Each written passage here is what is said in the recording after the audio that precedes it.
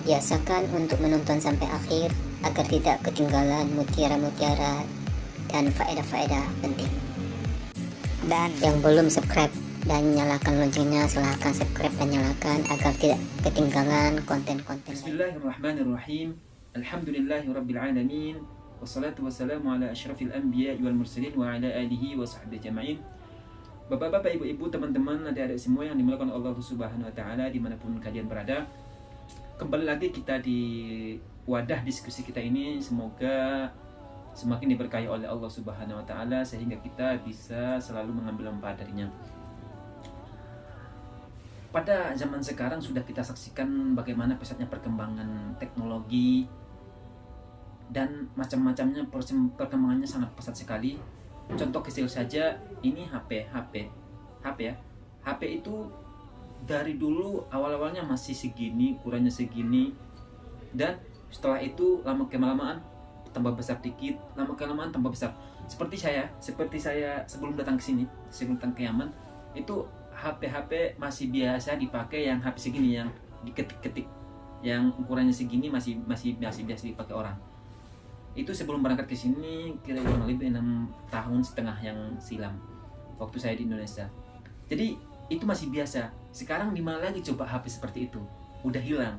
Karena apa? Karena pesatnya perkembangan. Kecuali ditarim, mungkin ditarim karena orang sini orang-orang soleh, orang-orang apa ya? Orang-orang luar biasa. Di sini masih banyak juga yang pakai HP seperti itu. Nah, jadi apa ya? Pokoknya dari ini merupakan bukti, salah satu bukti kecil. Ini bendanya kecil, HP kecil seperti ini. Dari kecil seperti ini terus tambah besar dikit, terus tambah besar lagi, dan dari diketik dari pencet-pencet menjadi apa, sentuh layar sentuh, mana bisa juga nanti nggak disentuh lagi, dengan isyarat mata aja udah cukup, seperti itu. Jadi inilah merupakan pesatnya perkembangan, salah satu bukti pesatnya perkembangan teknologi ataupun macam-macamnya lainnya. Jadi perkembangan seperti ini merupakan nikmat kepada kita. Jadi selama dengan garis bawah, selama perkembangan seperti ini dipergunakan kepada hal-hal yang tidak menyalahi prinsip ataupun tidak menyalahi aturan-aturan syariat, seperti itu. Nah, kenapa tidak ini merupakan nikmat kepada kita?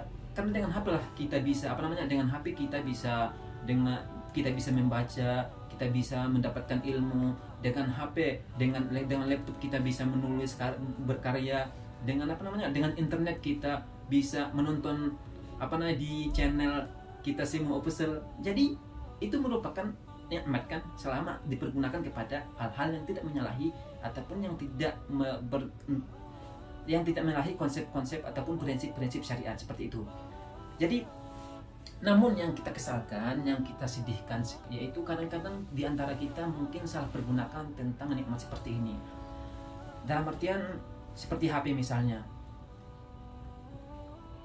mungkin sebagian kita salah gunakan kepada hal-hal yang tidak diinginkan oleh agama kita sendiri, seperti menonton video-video yang tidak layak ataupun melihat foto-foto yang tidak layak. Jadi itu yang sehingga menyebabkan tersebarnya, naudzubillah, di zaman sekarang tersebarnya perzinaan di mana-mana, dan tidak ada rasa malu lagi untuk melakukannya. Mungkin di sana juga ada khusus kelompok ataupun grup-grup yang membagikan ataupun yang mempublikasikan hal-hal seperti itu. Apalagi salah satu tujuan orang-orang luar sana adalah menghancurkan Islam itu dari otaknya. Jadi kalau seseorang itu, kalau umpamanya kita, adik-adik kita udah terdoktrin dengan umpamanya otak-otak seperti itu, nonton-nonton seperti itu, jadi jiwanya itu akan melemah, jiwa keimanannya itu akan melemah, sehingga keislaman pun, interaksi keislamannya itu juga akan melemah. Jadi itu yang mereka targetkan, salah satu yang mereka targetkan seperti itu. Nah, sehingga seperti yang kita bilang, melakukan perzinahan sekarang nggak ada lagi malunya. Dalam artian udah kayak dianggap biasa. Dan ini memang tidak lepas dari hadis Rasulullah SAW. Beliau bersabda bahwasanya nanti apabila dekat di hari kiamat itu, perzinahan itu sudah dianggap kayak biasa saja. Di jalan aja sudah biasa, tidak merasa malu. Dilihat orang pun biasa, orang pun yang lewat biasa aja melihatnya. Orang pun yang melakukan berzina di pertengahan jalan biasa saja. Itu kalau udah mendekat-dekat hari kiamat, seperti apa kita sekarang ini mungkin merupakan langkah ke sana, menuju ke sana. Tapi kita tidak terlepas darinya, karena itu sudah disabdakan oleh baginda Rasulullah SAW. Namun yang perlu kita tekankan, ataupun bagaimana peran kita sebagai umat Nabi Muhammad SAW agar selamat dari hal seperti ini, selamat keluarga kita, selamat diri kita, selamat keturunan kita dari hal-hal seperti yang hina seperti ini, fahisyah seperti ini, perzinaan, naudzubillah min dzalik. Jadi yaitu banyak di sana prinsip-prinsip ataupun cara-cara supaya kita terhindar darinya. Salah satunya adalah memberikan pendidikan kepada kepada keturunan kita, memberikan mengatur ataupun selalu memantau kehidupannya sehari-hari, pergaulannya bagaimana seperti itu, dan pendidikannya selalu dipenuhi,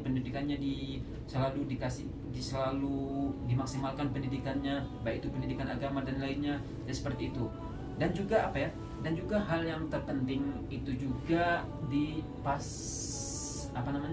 pas dilahirkan seseorang itu, apabila dilahirkan ke atas bumi, teristimewa apabila seseorang itu pas dilahirkan di dunia, pas keluar dari rahim ibunya, jadi dia itu masih kosongan. Dan di sini perlu kita ketahui dan perlu kita perhatikan bahwa di sini apa yang dibisikkan ke telinganya akan sangat berpengaruh sekali kepada kehidupannya akan datang ataupun ke masa depannya lah.